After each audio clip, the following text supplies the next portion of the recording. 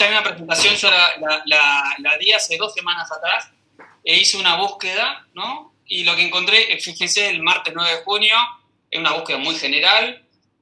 La repetí al otro día, que era el día que tenía que dar la charla, y ya había 10 artículos más en el caso de COVID y neurología, 7 en esta búsqueda y 4. Es una búsqueda muy grande, por supuesto, es una búsqueda muy amplia, pero básicamente para que tengamos una idea de la cantidad de artículos que está creciendo progresivamente. Y repetí lo mismo este miércoles, es decir, 2 semanas después.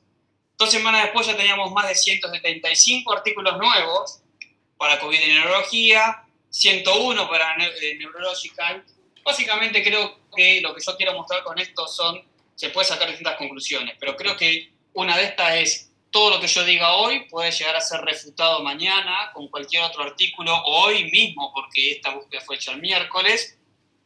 Por lo tanto, hay que tener precaución con las cosas que uno dice, pero también creo que la conclusión importante que podemos sacar de acá es que si uno los va a leer un poco más en profundidad, por supuesto que no leí los 175 artículos nuevos, pero todos básicamente repiten la misma información, y esto nos habla de la cantidad de información que nos está lloviendo constantemente en distintos grupos de WhatsApp, en distintos lugares en los cuales estemos, que básicamente repite lo mismo y que en las líneas generales es de bastante mala calidad.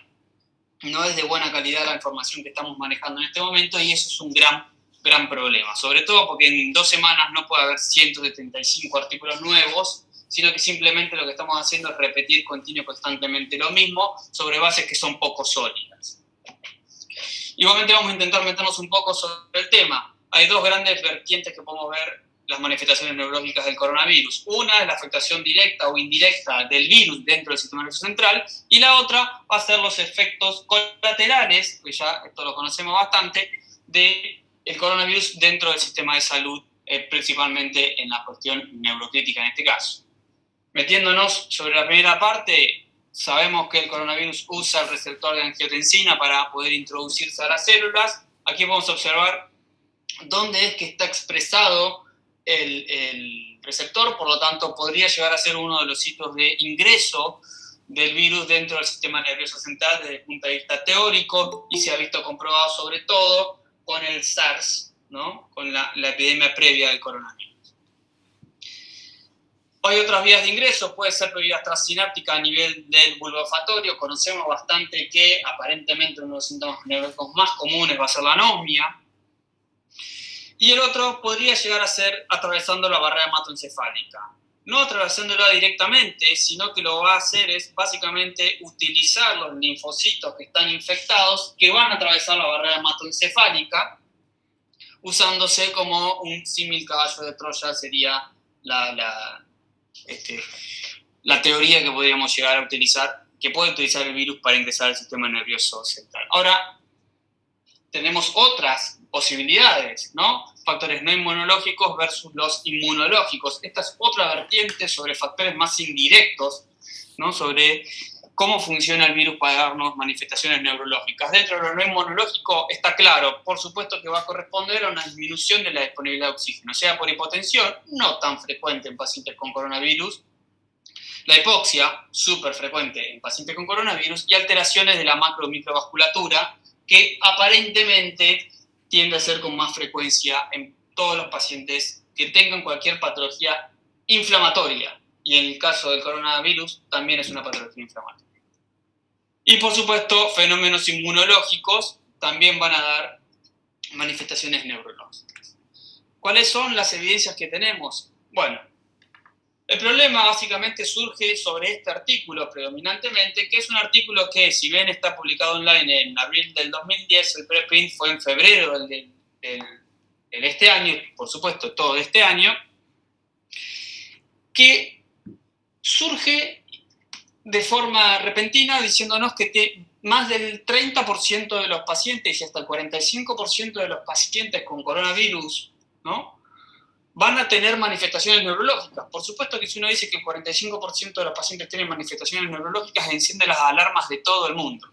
Porque lo cierto es que estamos pensando que va a tener encefalitis, que va a tener meningitis, que va a tener fenómenos cerebrovasculares.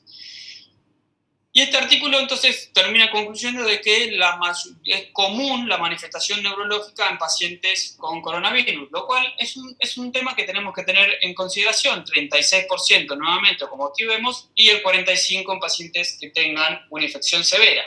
Ahora, cuando lo vamos a leer un poco más en profundidad, ellos dividen las manifestaciones neurológicas en tres grandes grupos, ¿no? Manifestaciones neurológicas del sistema nervioso central, manifestaciones neurológicas del sistema nervioso periférico,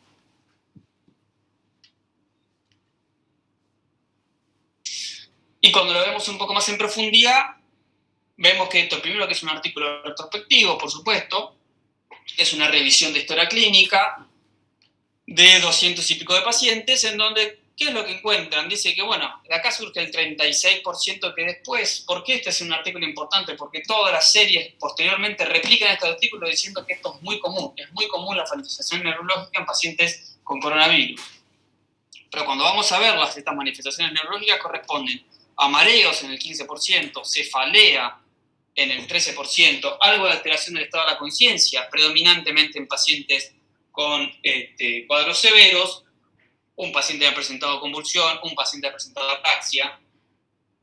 Pero la verdad que no pareciera ser que son manifestaciones neurológicas severas y que estas manifestaciones neurológicas no parecen ser propiamente del coronavirus, sino del cuadro infeccioso general, algo que uno ve comúnmente. Cualquier paciente que venga con un cuadro de insuficiencia respiratoria va a tener algún grado de alteración del estado de la conciencia, por eso es más común en los pacientes severos, puede tener algún grado de mareo, puede tener algún grado de cefalea. Pero no por eso diríamos que la mayoría de esos pacientes tienen manifestaciones neurológicas, porque me parece que puede dar lugar a la confusión. Posteriormente salió este artículo también, que son los dos artículos sobre los que se basa la mayoría de la bibliografía, por eso los voy a ver con un poquitito más de detalle, donde sale la New England, ¿no? Salen las correspondencias de la New England, un estudio de 58 pacientes, sí, en realidad es una serie de casos de 58 pacientes, que lo que dice es básicamente lo mismo, los síntomas neurológicos son súper frecuentes. Pero acá hay una cuestión importante que tenemos que tener presente, que ellos básicamente lo censan en pacientes con infecciones severas, y en la mayoría de los casos son pacientes que presentan esta alteración posterior al retiro de sedación y bloqueo neuromuscular. Y dentro de las complicaciones más comunes que ellos encuentran, ¿no? O manifestaciones neurológicas más comunes, ellos encuentran la agitación y el camico positivo. Nuevamente, creo que acá puede dar mucho lugar a confusión, y esto seguramente lo hablaron con Federico. Yo lamentablemente no puedo estar presente en la presentación de él, pero lo hemos hablado con él. Que esto es común en muchos pacientes de terapia intensiva y no necesariamente por un trofismo especial del coronavirus sobre el sistema nervioso central. Después hacen algunos descubrimientos más, esos evidencian que tienen buena cantidad de signos del córtico espinal, definidos como reflejos aumentados, clonus o Babinski. No tenemos una gran explicación de por qué ellos encontraron esto y nadie lo pudo replicar posteriormente. Hicieron 8 electroencefalogramas, todos fueron inespecíficos. Los 7 líquidos cefalorraquídeos que hicieron no encontraron ninguna célula, ninguno dio positivo para coronavirus. Y las resonancias que hicieron en contexto de encefalopatía, lo único que encontraron fue algo de captación meningia, pero sobre todo, sí encontraron, como pueden observar, alteraciones de la perfusión, mostrándonos que predominantemente el problema que podemos tener acá va a ser un trastorno perfusivo o de delivery de oxígeno. Y no pareciera ser una consecuencia real del coronavirus sobre la afectación del sistema nervioso central propiamente dicha. Algo sobre el delirium, ya lo sabíamos, y otra vez Federico le puede hablar muchísimo mejor que yo sobre esto, pero fíjense en este estudio de Wasseli del 2004, hace bastante tiempo atrás ya sabíamos que el 80% de los pacientes ventilados pueden presentar delirio, si bien ahora puede ser un poco menor. Y acá entonces no nos sorprende que estos pacientes tengan 60-69% de camico positivo de agitación. Es algo esperable, es algo frecuente, sobre todo porque en este contexto los pacientes se enfrentan a un entorno muchísimo más agresivo. Me refiero más agresivo, ¿por qué? Porque nosotros usamos un equipo de protección personal, que ni siquiera nos pueden ver las caras, que no sabemos quiénes somos, ni nosotros nos podemos identificar entre nosotros. Imagínense un paciente que está despertándose después de 10 días de ventilación mecánica, sedación profunda, relajando los musculares, es esperable que se despierte con agitación y delirio. Y acá es un poco también de lo que decía, hay muchas revisiones, y las revisiones revisan estos artículos que estamos mostrando, pero eso no es el problema es que después tenemos tablas como esta, de esta misma revisión, en donde detalla todas las complicaciones neurológicas que puede dar el coronavirus, que no parecería ser que sean directas a ellas, directamente por el coronavirus. Otra de las temores que surgió fue las alteraciones de la coagulación, y surgió el hecho de, bueno, cuidado porque está aumentando la tasa de estrés isquémico. Y de hecho, esto surgió en base a este artículo que ustedes ven acá, publicado el 28 de abril, también en la correspondencia de New England, de 5 pacientes jóvenes con un stroke de gran paso. Cuando uno los ve un poco más en detalle, podría llegar a ser que estos primeros son los que más nos llaman la atención, porque son pacientes jóvenes sin antecedentes, pero lo cierto es que un paciente con un stroke previo, diabético, que ya tomaba aspirina y atorvastatina, que tenga un stroke, no nos sorprende, por más de que tenga 49 años. También lo mismo un paciente con 44 años y diabetes no diagnosticada, o el paciente 3 que tiene hiperlipemia e hipertensión. No podemos hacer ningún tipo de relación causal acá, solamente estamos diciendo que se presentaron 5 pacientes con estrés isquémico, de los cuales muchos podrían ser justificados por otras causas, pero no podemos echarle la culpa al coronavirus en estos casos. No tenemos ninguna certeza y no podemos decir bajo ningún punto de vista que el coronavirus está aumentando la tasa de estrés isquémico, porque no tenemos un dato que realmente lo muestre, solamente mostrando 5 pacientes. Un poco de los datos, ellos sí lo que observan es, ellos dicen comúnmente vemos pacientes con menores de 50 años de estrés isquémico, lo que pasa es que el promedio es muchísimo más bajo, ¿no? Pero sí me parece que es algo muy interesante lo que ponen acá abajo, y lo que yo quiero que tengamos en consideración, y lo voy a intentar mostrar hacia el final, es el aislamiento social, el aislamiento y la información que está dando vuelta sobre que uno no debe acercarse al hospital, hizo de que 2 pacientes, sobre todo, según ellos detallan, el paciente 1 y el paciente 2, llegaron tardíamente al hospital, ¿no? Lo cual hace de que nosotros tengamos que poner especial atención sobre una patología, como es el estrés isquémico, que es tiempo dependiente. Fíjense que esta chica llegó 28 horas después del inicio de los síntomas, bien, y este chico llegó 16 horas después del inicio de los síntomas. Y sobre todo, según lo que ellos dicen, es por el temor que tenían los pacientes para acercarse al sistema de salud, lo cual es algo que nosotros tenemos que corregir y no podemos dejar pasar por ahí. Que el estrés isquémico está aumentado, o el riesgo de estrés isquémico se produce está aumentado post una patología infecciosa o inflamatoria, es algo que conocemos hace mucho tiempo. El estrés isquémico es una patología inflamatoria, de hecho. Por lo tanto, por ejemplo, acá tenemos en los casos de sepsis, algo que ya sabíamos hace bastante tiempo, es que si uno estuvo hospitalizado por sepsis, aumenta el riesgo de estrés isquémico, en este caso dentro de los 15 días, 28 veces, y así sucesivamente hasta llegar hasta dentro del año. Entonces, ¿puede el coronavirus aumentar el riesgo de estrés isquémico? Lo puede hacer, pero lo puede hacer igual que cualquier otra patología previa. ¿Por qué quiero llegar a esto? Porque lo que quiero llegar es no al criterio que se había llegado en algún momento, es que todo paciente con stroke tiene que tener coronavirus en esta pandemia, o deberíamos censarlo para coronavirus. No, porque el coronavirus de stroke deberíamos censar, sino porque la mayoría de las personas puede llegar a tener coronavirus. Me parece que el concepto es muy diferente. Que la influenza aumenta el riesgo de hemorragia cerebral o de hematomas intraparenquimatosos y estrés isquémico, lo sabemos hace tiempo también. Por lo tanto, no sería raro encontrar, quizás haya un aumento, al igual que sucede todos los años en los inviernos y en las epidemias de gripe, de riesgos de stroke y de hemorragia cerebral, pero no porque haya un efecto directo de la influenza sobre el sistema nervioso central. Aparentemente es un correlato inflamatorio. Acá tenemos cómo aumenta el riesgo de tener una influenza-like, ¿no? Dentro, y cómo aumenta el riesgo de tener un stroke, de acuerdo a los días previos. Por supuesto que vamos a tener manifestaciones y publicaciones, y acabamos de decir que en 2 semanas publicaron 175 artículos nuevos, ¿sí? Esto va a ser en relación a que se publica todo lo que aparece aún sin tener una certeza clara. Y este es uno de los casos. Este es el primer caso de encefalitis aguda necrotizante, ¿sí? Aquí pueden ver las imágenes, la verdad que son muy interesantes, afectación talámica bilateral, afectación temporal medial bilateral, pero lo cierto es que nunca encontraron el coronavirus en el sistema nervioso central de esta paciente. Sí tenía coronavirus, sí tenía una encefalomielitis, una encefalopatía necrotizante hemorrágica, pero nunca pudieron encontrar el coronavirus en el líquido cefalorraquídeo. Ellos ahí dicen que la función lumbar fue traumática y que se les complicó y que no lo pudieron hacer. Pero bueno, lo cierto es que no lo encontraron. Y esto se puede dar por cualquier otra patología, hasta por la influenza. La influenza, ¿sí?, también está asociada a encefalopatía hemorrágica. Por lo tanto, no podemos asegurar tranquilamente de que todo esto es por el coronavirus.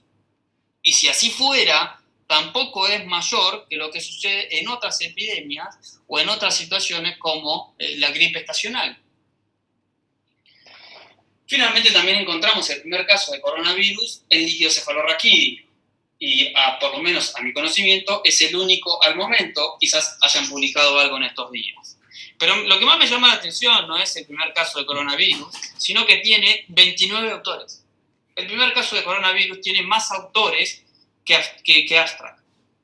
Sorprende cuando uno va un poco de el departamento de urología, de ortopedia y demás, y yo creo que esto va un poco por la fiebre de publicación que existe en este momento, en donde todo el mundo quiere publicar algo que diga coronavirus o que diga SARS coronavirus 2. Está claro, en este caso lo encontraron, fue el único caso documentado de la fecha, lo cual no tenemos mucho más que decir que, bueno, han encontrado un caso con meningitis, que aparentemente tuvo una evolución favorable. En estas 2 semanas, entre la presentación previa y esta presentación, salieron un par de artículos interesantes. Este es el que les quiero presentar, es sobre la histología de los pacientes que fallecieron por coronavirus. En este estudio, es un estudio muy, muy chiquitito, 18 pacientes como ustedes pueden ver acá, en donde acá pueden ver resumida toda la información más importante, donde varios tenían enfermedad vascular, había pacientes bastante añosos como de 90 años, y pacientes un poco más jóvenes como los de 48 que pueden ver acá. Y lo que observaron en la histología es predominantemente cambios hipóxicos, isquémicos. No, encontraron algo de inflamación y no encontraron nada en la inmunistoquímica del coronavirus. Le hicieron PCR también a los distintos tejidos que ellos sacaron, sobre todo el burraquídeo y a nivel orbitofrontal. Y encontraron que en algunos casos tenían una buena cantidad de copias. En algunos casos dieron negativos y en algunos casos dieron positivos, pero con todos títulos relativamente bajos. Obviamente estos son solamente 18 pacientes y son solo los que fallecieron, por lo tanto, claramente esto puede estar sesgado. Acá podemos tener un poco más de la información de los 18 pacientes. La mayoría tenía en la macroscopía alteraciones de aterosclerosis y la mayoría lo que van a encontrar son cambios sistémicos sin un cambio característico de meningitis, encefalitis, producidas en este caso por el coronavirus, porque no se encontró en ningún lado. Ellos concluyen de que básicamente son cambios sistémicos y dan la explicación, y lo puse textual para que no haya una confusión sobre que yo quiero ser tendencioso con lo que digo, en donde se encontraron PCR positivas, pero no eran consistentes y ellos lo atribuyen, o puede llegar a ser que sea por el ARN estando en la sangre y no en el sistema nervioso central propiamente dicho. ¿Por qué quiero llegar a esto? Porque lo cierto es que al momento no tenemos ninguna información confiable que nos diga que el coronavirus tiene un especial trofismo por el sistema nervioso central. Puede dar una encefalomielitis, lo puede dar una meningitis, lo puede dar como cualquier otro virus habitualmente. Pero el problema que yo creo es que en este momento el árbol nos está tapando el bosque claramente y nosotros estamos obviando una cuestión muy importante y debemos evitar de que esto suceda. ¿Y qué es lo que estamos obviando? De que a pesar de que decimos de que el coronavirus aumenta la tasa de stroke, En la mayoría de los reportes esto es lo contrario, o lo que documentamos es que la gente consulta menos. Esto es un estudio francés muy interesante, ¿no? En donde ellos lo que observan acá es cuando va aumentando la tasa de infectados, disminuye progresivamente, ¿no? En este caso sobre todo en la fase final, la cantidad de trombectomías mecánicas que hace. Y esto es muy llamativo, porque por un lado decimos que aumenta el riesgo de stroke, pero por el otro lado disminuye la utilización de trombectomía mecánica en estos pacientes, lo cual nos tiene que encender una alarma, porque hay algo que no está cerrando con respecto a todo esto. Es interesante también que ellos acá documentaron que aún los pacientes que van a consultar tienen un incremento del tiempo con respecto al 2029, ¿no? al 2019. Acá lo que ellos encuentran es que tardan 20 minutos más, hasta 30 minutos más si tiene que haber una transferencia, para poder iniciar el tratamiento en estos pacientes que donde sabemos que 30 minutos es de vital importancia en una patología tiempo dependiente como es esto. Es decir, incrementaron 15 a 18% los tiempos de tratamiento de pacientes con estrés isquémico en los centros franceses. Estamos hablando de centros de primer nivel. Por otro lado, los chinos, que obviamente son los que más saben sobre esto, también documentaron esto. Y observen acá, ¿no? Ellos compararon enero y febrero de 3 años diferentes, 2018, 2019, 2020, y que encontraron que en febrero de 2020, que fue donde ellos tuvieron el pico, bajó 30% el uso de trombolíticos y 30%, no el uso, sino la trombolisis, y 30% la trombectomía mecánica en estos pacientes. Entonces hay dos cosas acá. O el coronavirus no da stroke, como pensábamos, o la gente no va a consultar, que es lo más probable. Eso también lo que hicieron fue hacer, acá podemos ver las diferentes, ellos tenían hospitales designados para coronavirus versus no, y observamos que las diferencias son muy similares. Y también lo que hicieron fue hacer una encuesta preguntándole al equipo de salud, y esto es una encuesta del equipo de salud, ¿por qué pensaban de que realmente había caído 30% las trombolisis y trombectomías, ¿no? O más del 30%? Ellos básicamente dicen, ¿por qué no llegan al hospital dentro de las 4.5 horas? Y sorprende que más del 80%, 87% dice que aparentemente hay miedo de la familia. Después hay algo de que obviamente el sistema de salud está saturado, pero vuelve a pasar lo mismo. ¿Por qué entra menos gente? Hasta el 93% piensa de que los familiares y las familias tienen miedo, y seguramente fue porque ellos se lo refirieron, no porque la gente de la salud así lo considere. Y esto tiene que llamarnos la atención. No puede ser de que la gente no se acerque al hospital porque tenga miedo. Tenemos que buscar la manera de evitar de que esto suceda. Estos son datos que también nos pasaban a nosotros, por supuesto. Estos son ingresos de stroke isquémico en UTIA de enero a junio de los diferentes años, y como en el año 2020 volvemos a los valores del 2018, que fue exactamente lo mismo que les pasó a los chinos, ¿no? Con valores, por supuesto, muchísimo más chicos. Y ellos en este mismo estudio dicen, bueno, hay que intentar evitar de que esto suceda, y ellos proponen algunas soluciones potenciales, y una de esas es, hago acá un resumen por supuesto, es educar a la población, es descartar rápido el COVID, proponen la tomografía, lo podemos discutir, descartar rápido el COVID dándole prioridad en el laboratorio a estos pacientes eventualmente, y que sin duda no debemos demorar el tratamiento y continuar con los protocolos de stroke tal como lo tenemos, o en todo caso modificarlos, y que esto debe ser una campaña nacional. Básicamente lo que dicen es, mirá, si todavía estás en la fase de mitigación del virus, ¿no?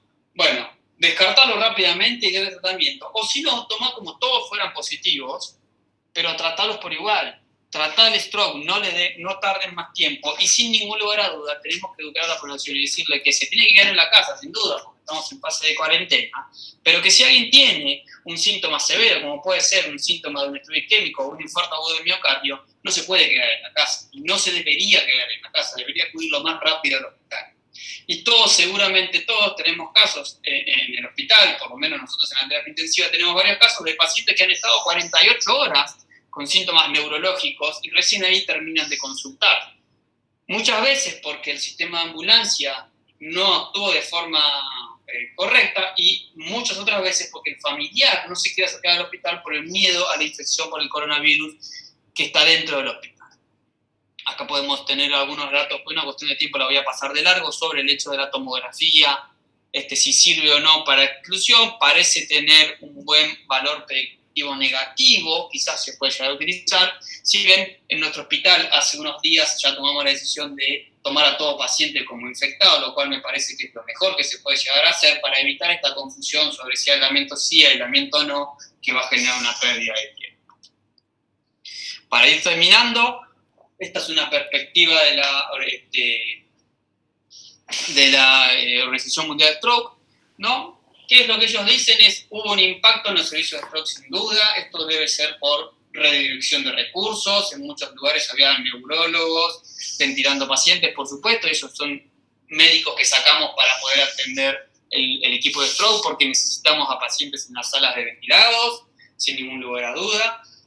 Hay una aparente reducción de los casos. Ellos dicen hasta 50 o 80% de reducción en algunas series, lo cual no pareciera ser que esto sea real, ¿no? No es que bajó 80% de la tasa de stroke, sino que la gente consulta menos. Y sobre todo dice, posiblemente sean casos leves. Entonces, bueno, el caso leve no es importante. El problema del caso leve es que nosotros le tenemos que dar previsión secundaria si no queremos tener una gran cantidad de pacientes con stroke severos dentro de poco tiempo. ¿El COVID incrementa el riesgo de stroke? Ellos mismos dicen, no lo sabemos. La verdad que no lo podemos asegurar, no hay nada que pueda decirnos que suceda así. Bueno, después da algunas referencias o compartir experiencias y demás.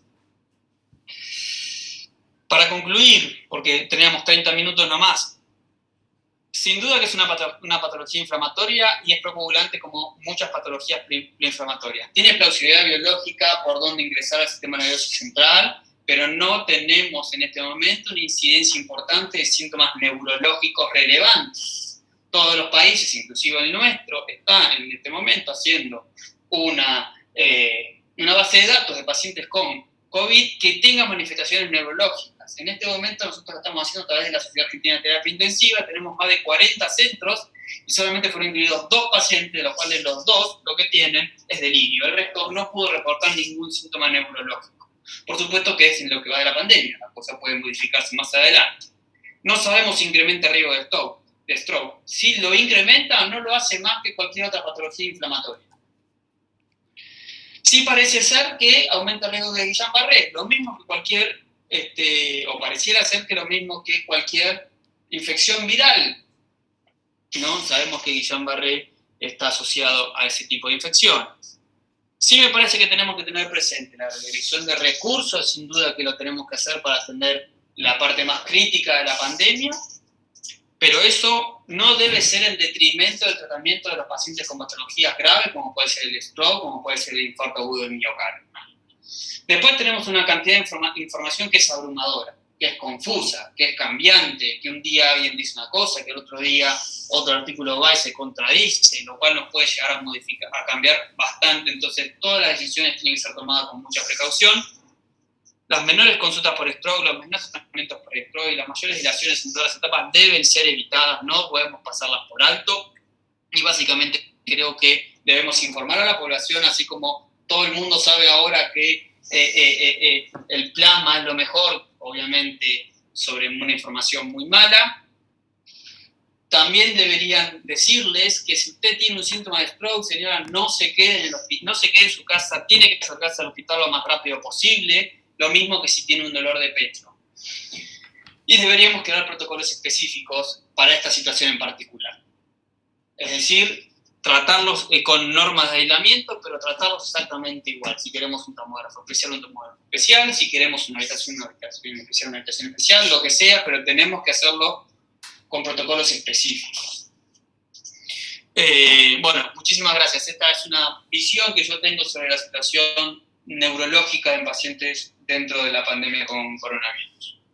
Perdón que hablé tan rápido, pero bueno, quería meter todo en estos 30 minutos.